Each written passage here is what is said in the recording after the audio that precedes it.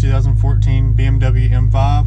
We'll do some measurements before, some measurements after, and we're going to try to do our best to get the rear tires to get as much traction possible. So we're going to go for a zero camber for inline traction, things like roll racing or drag racing.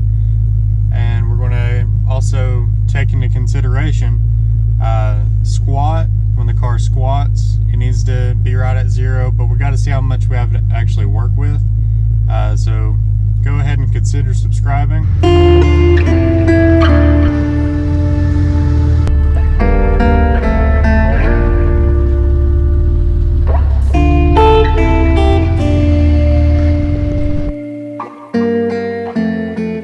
So I talked with the guy yesterday.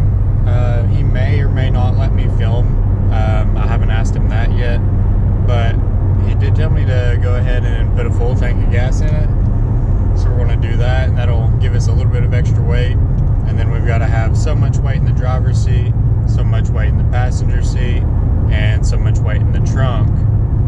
And then we can also calculate the car squatting on launch. On launch, you would ideally like for the camber to be perfectly zero. I don't think we're going to get that, if I'm just being honest. We might get perfectly zero as the car is just regular sitting with no weight in it, and then it's probably going to squat and probably going to give it about a half degree of camber whenever it squats. So that's still going to suck, but it's going to be much better than it is now. The car, I mean, it drives straight. There's nothing actually wrong with the alignment other than the right rear is like knocked out of place or something. The camber on it is dramatically more than the rear passenger. I'd say it's probably like 2 degrees or more right now. The BMW handbook calls for about 1.5. I personally do not want 1.5. I don't drive this car on curvy roads or anything like that. But if you do drive your car on curvy roads and that's your thing, then you don't want to take the camber out. You're going to want to keep some camber so that whenever you take a corner, your tire's getting more traction than when you're in a straight line. Because if you take and set your tire flat on the ground and then you go around a corner, that sidewall is basically just going to give out. Which the tires I got are very soft and the sidewall is quite thin anyways. Basically meant to hook as a street tire though. It's not a drag radial or anything. But we'll see how it goes, and I'll try to keep y'all updated. Hopefully he lets me film. We're gonna go and get some gas now.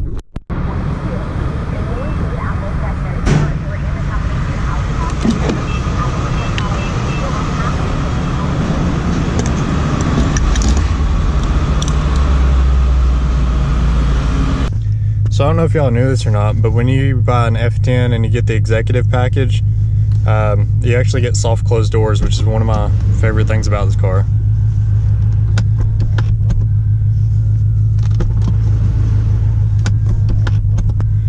So whenever you close the door and it doesn't quite close all the way, it goes ahead and shuts it for you. That way you never have to shut your door really hard. So I actually just talked with the guy who's doing the alignment. It seems like he's also a car guy and watches YouTube and stuff all the time also. He actually just told me about a bug that he's WRX swapping, so that's really cool. And he was totally cool with me filming it. I told him I'd just stay out of the way. He said, as long as I don't get caught by the boss.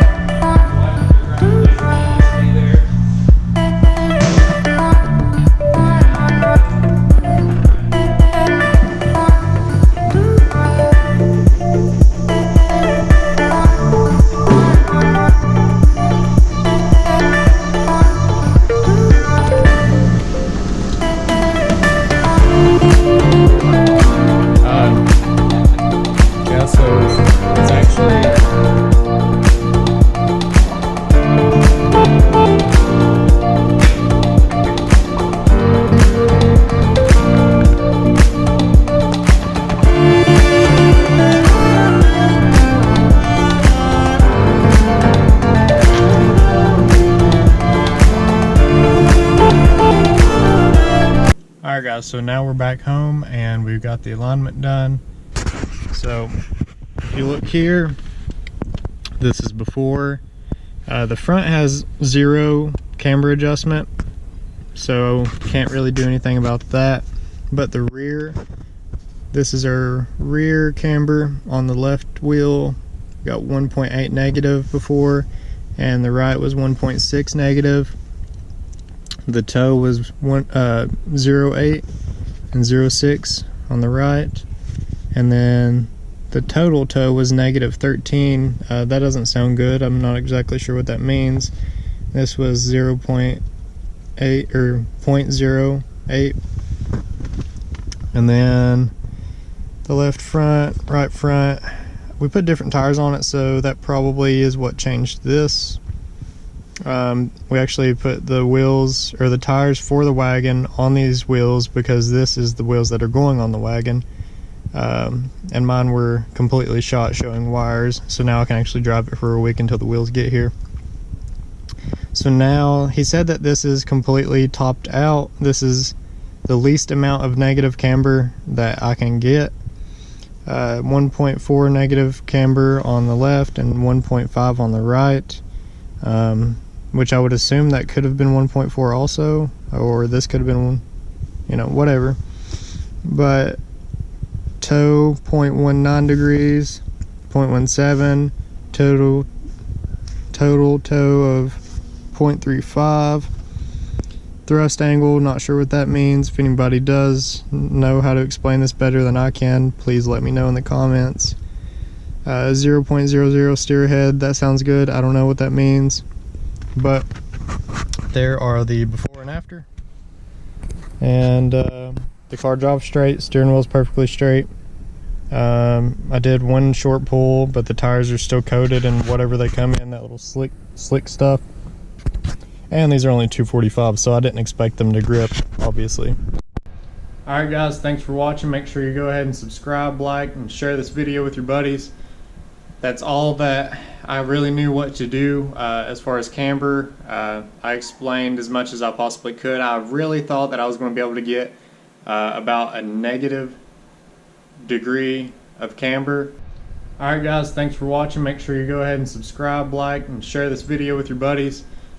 That's all that I really knew what to do as far as camber. I explained as much as I possibly could. I really thought that I was going to be able to get about a negative degree of camber, but apparently, I don't know, apparently it tops out at 1.5, and you can't go any further without adding some camber arms.